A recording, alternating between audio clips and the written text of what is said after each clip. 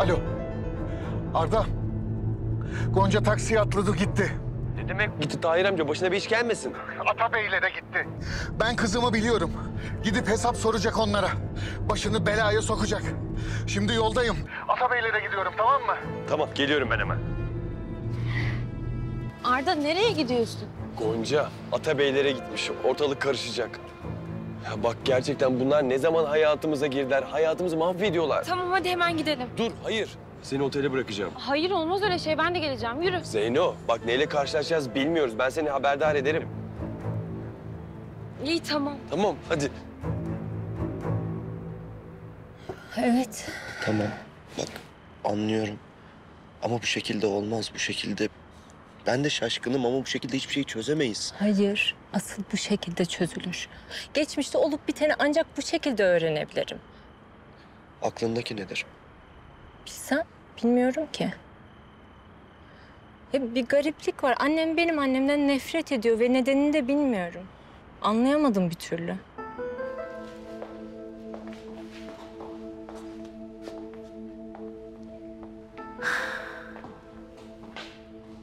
Canan. Canım bak rica ediyorum. Yalvarıyorum sana. Bir çuval inciri berbat edeceksin Canan. Sen hiç konuşma Halil. Beni sen bu hale getirdin. Ben bilmiyor muyum? Senin hala aklın fikrin o kadında. Bilmiyor muyum ben?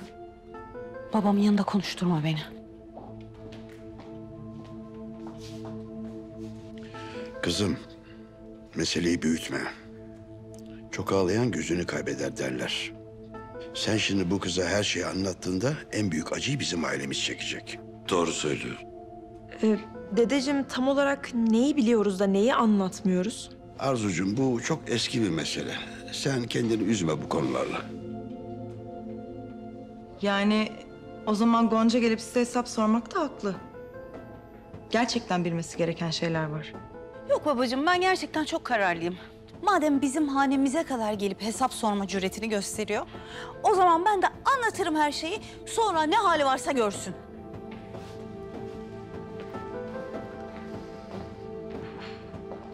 Baba.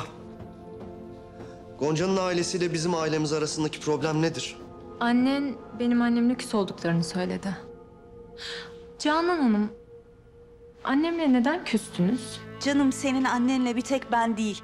Cümle alem küstü. Neden? Suçu neydi acaba? Vallahi suçu günah boynuna. Ben o kadarını anlatamam ama bak düşün ki cümle alemle kavga edip küsüp ta buraları terk edip İstanbul'a kadar kaçacak neler yaptı ne olaylar oldu. Gerisini sen düşün artık. Neymiş o fena olaylar? Yani hadi benim düşünmeme gerek kalmadan siz söyleyin bana. Neden gizli kapaklı konuşuyorsunuz? Anne gerçekten ben bile sıkıldım artık bu durumdan. Tamam. Hazır mısın güzelim? Anlatayım ben sana hepsini. Canan, yeter. Ya bu hanım kızımızı kimsenin üzmeye hakkı yok. Değil mi? Rıfat Bey, nezaketiniz için çok teşekkür ederim. Ama ben duymam gereken her şeyi duymaya hazırım şu an. Tamam. Aç kulağını dinle o zaman kızım.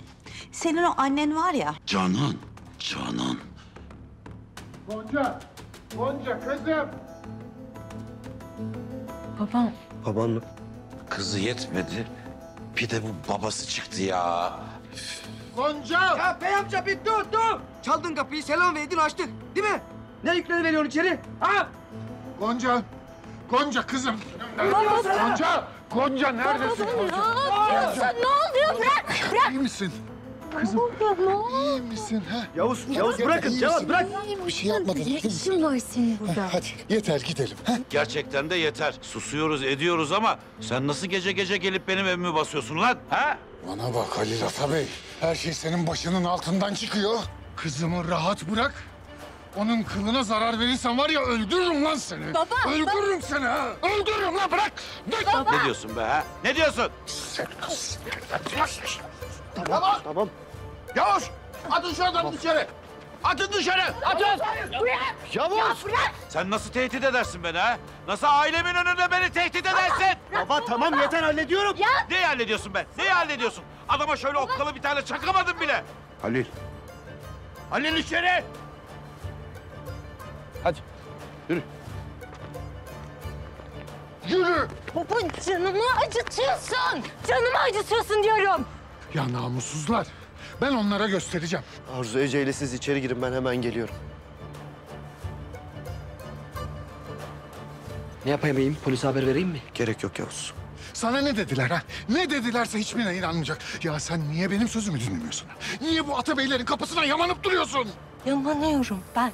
Ben yamanıyorum öyle mi? Bu Atabeylerin sen oyuncağı oldun. Bırak artık şunları. Abartıyorsun. Abartıyorsun. Bu kadar da fazla artık. Hak etmiyorum ben bunları.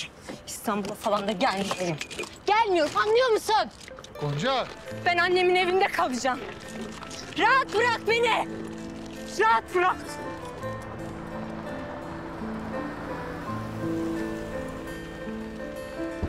Senin ne işin var burada?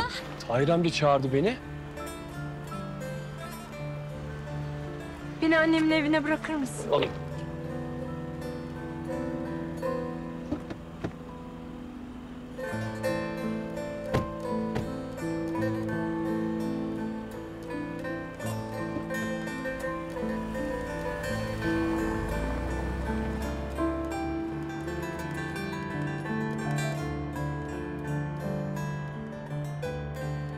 Toprak, hadi. Seni bekliyorum. Kapat kapıyı Yavuz.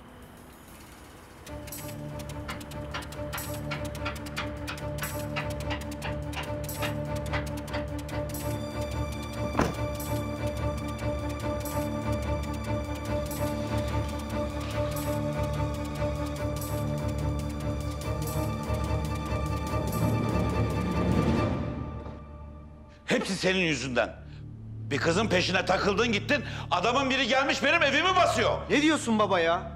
Sen kızın evini almak için Hidayet'i sıkıştırmasan bunların hiçbir başımıza gelmezdi. Adam geldi o kadar bağırdı, çağırdı, tehditler savurdu. Sen ne biçim evlatsın be? Lobut gibi durdun orada. Halil amca yapmayın. Lütfen. Toprağa haksızlık ediyorsunuz. O adam gelip saldırdı. Toprak durdurdu onu. Neyi durdurdu be? Neyi durdurdu? Adam tehditler savurdu sonra da çekti gitti. Ne yapsaydım?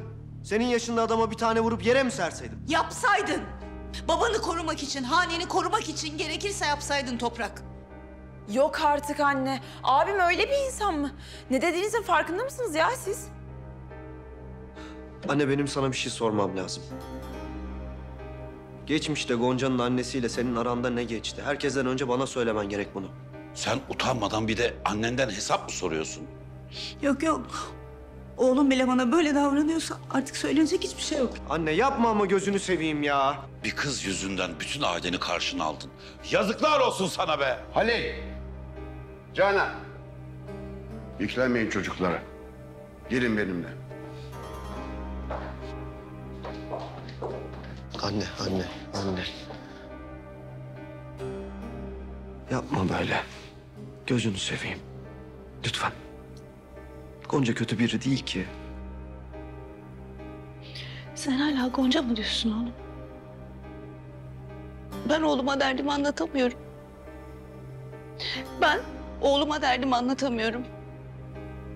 Yürü Halil.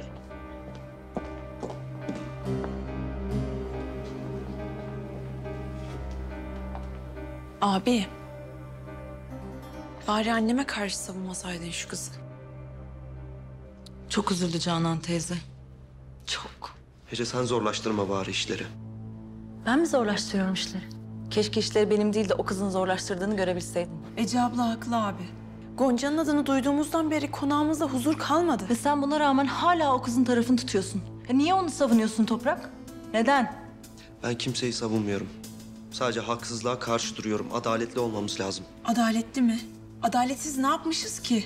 Kıza iyi davrandık, kızın babası gelip konağımızı bastı. Bize tehditler savurdu abi. Ve sen de bunu duydun. Hani duymamış olamazsın herhalde değil mi? Evet, duydum Ece. O zaman tarafını seç artık.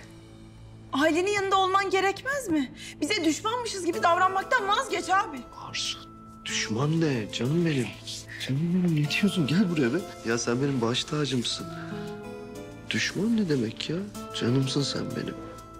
Taraf diyor. Ya olur mu öyle şey?